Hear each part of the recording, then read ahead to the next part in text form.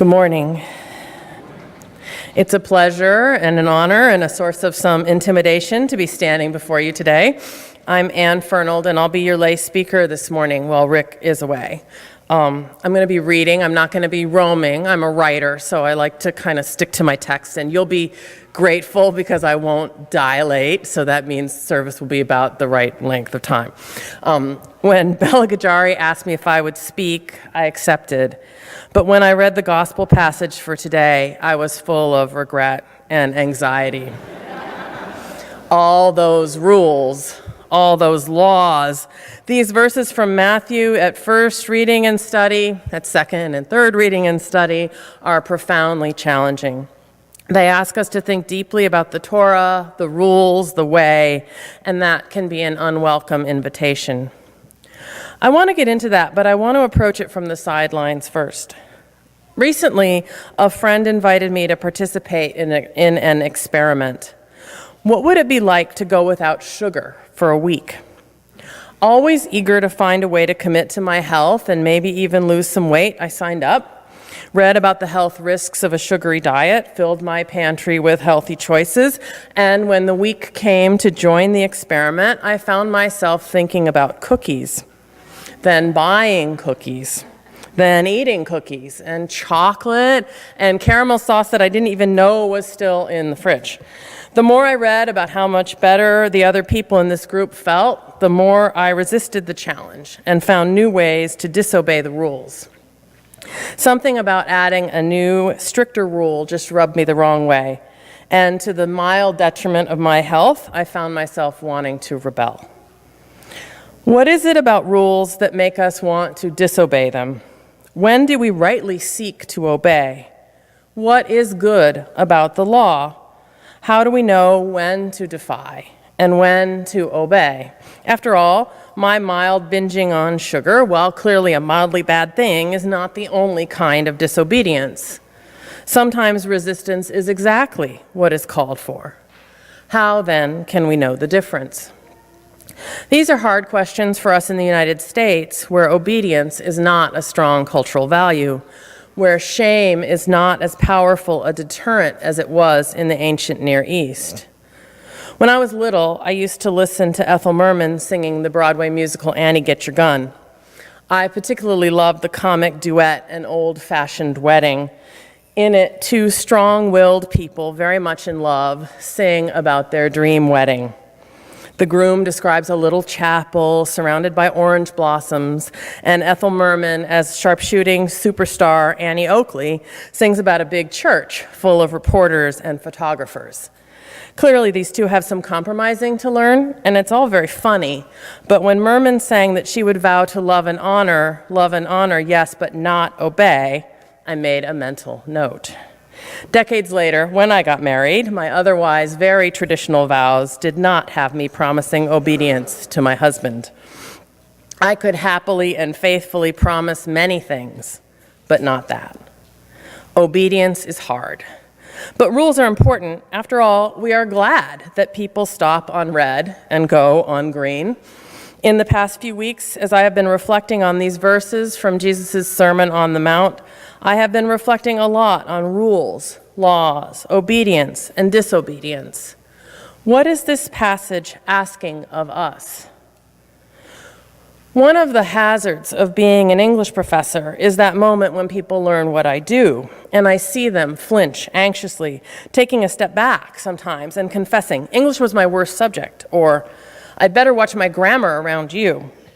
It's a disheartening moment. No one wants to be friends with a grammar cop, not even me. Even so, for my job, I need to know the rules, and I need to teach them too.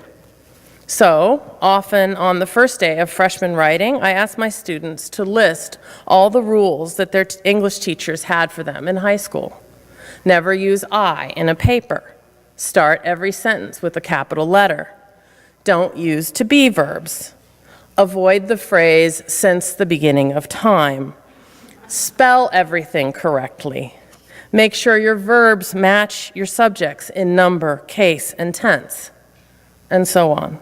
The list can get long pretty quickly, and as some of you maybe can hear, some of these rules are pretty hard and fast, while others of them are a little more arbitrary, more recommendations for good essay writing than rules of the language.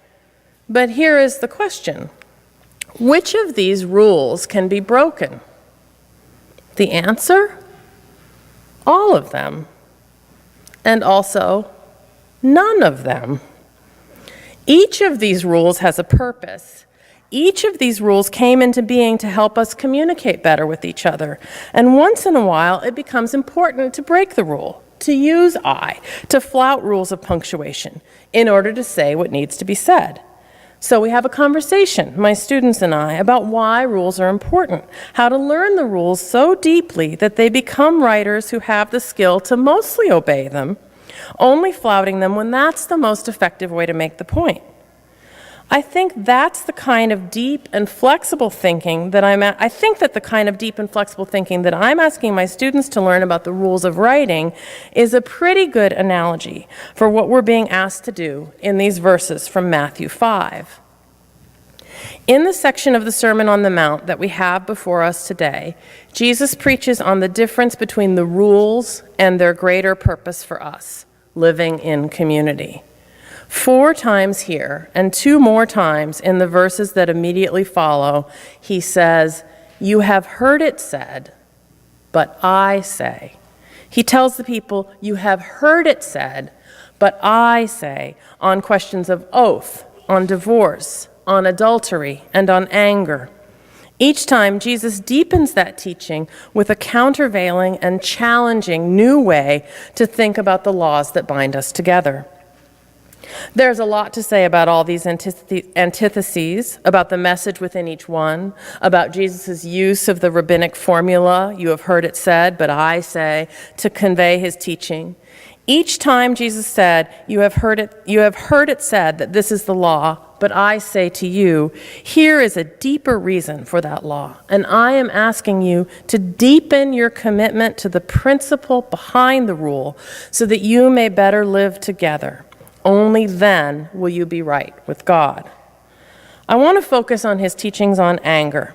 It's where he spends the most time, and perhaps having a temper myself, I know how much I need to remember the importance not only of taming it, but of apologizing when my anger emerges between me and the people I know. Twice, Jesus admonishes us to come to terms with our adversaries before putting ourselves before authority, be that authority the law or the church. He starts this section saying, "You have heard that it was said to those of ancient times, 'You shall not murder.' And the commandment not to murder is an important one. Perhaps that goes without saying. Jesus seems to admit as much by reminding us that it's an ancient prohibition. Even so, most people manage not to break it. Here, however, Jesus takes that commandment and renews its relevance. We may not be liable to judgment for murder, but many of us, I suspect, have fallen prey to anger. This is a pretty dramatic broadening and reinterpretation of the original commandment.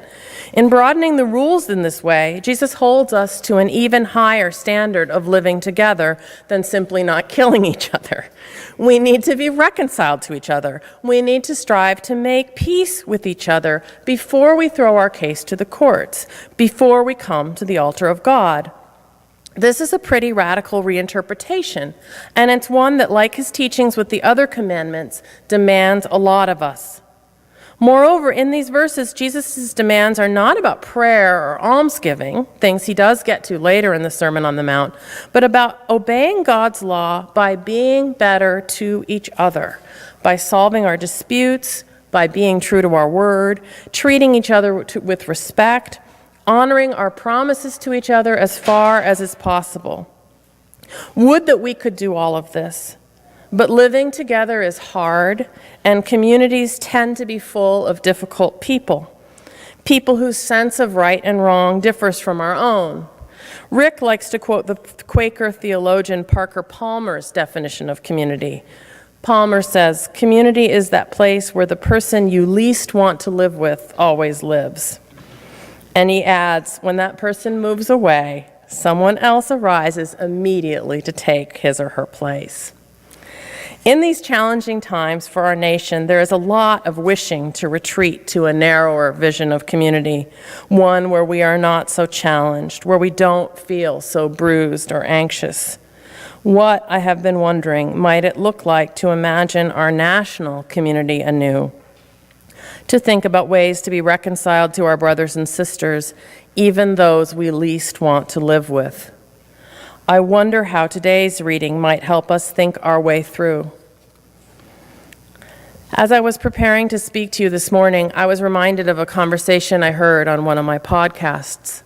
In it, the self-help writer Gretchen Rubin describes 4 different types of people when it comes to following rules or keeping habits: upholders, questioners, obligers, and rebels. Upholders expect themselves to do what others expect of them. Their inner motivation matches society's expectations, and for them, changing a habit is often not too hard. True to their name, questioners need to understand and be convinced by the reason behind any rule before complying, while obligers seek to please, sometimes to the detriment of their own interests. Rebels resist expectations. For a rebel to stick to a new habit, she needs a lot of flexibility. Although I am often a questioner at work and sometimes an obliger with my daughters and close friends, I'm clearly a rebel when it comes to nutrition and dieting. If you tell me not to eat sugar, sugar is all I'll think about. But if you tell me that the fast food companies are trying to pull one over on me by getting me addicted to sugar, I just might be able to avoid it, just to show them who's in charge. Or at least that might work for me today, just don't expect me to comply again tomorrow. I like this typology: upholders, questioners, obligers, and rebels, but it's not really clear to me which one I am. One thing, however, does seem clear. Whatever type we are, this passage from the Sermon on the Mount demands a lot of us. Upholders are asked to question the deeper reasons for the laws they uphold. Questioners are encouraged to explore exceptions to the rules, even as they are held under the cover of the law. Obligers are reminded to reflect on the reasons behind the law, and rebels are exhorted to keep their rebellion within the bounds of communal life. It asks us to think about the law and how the law binds us together. We cannot continue in blind obedience. We cannot just keep adding to the rule book and be confident that we are right. But we also cannot simply throw the rules away and do whatever we want. The Sermon on the Mount asks us to hold our relationships with each other at the heart of our relationship to God, to remember that we cannot claim to be right with God if we are not reconciled to each other. Jesus' ministry changes a lot. It challenges rules and rule following. In the reading for last week, he reminded us that for all that he was changing, he had come not to abolish the laws, but to fulfill them.